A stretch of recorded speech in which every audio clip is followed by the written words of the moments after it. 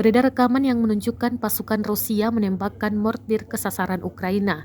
Rekamannya ramai beredar di Twitter pada Jumat 20 Mei 2022.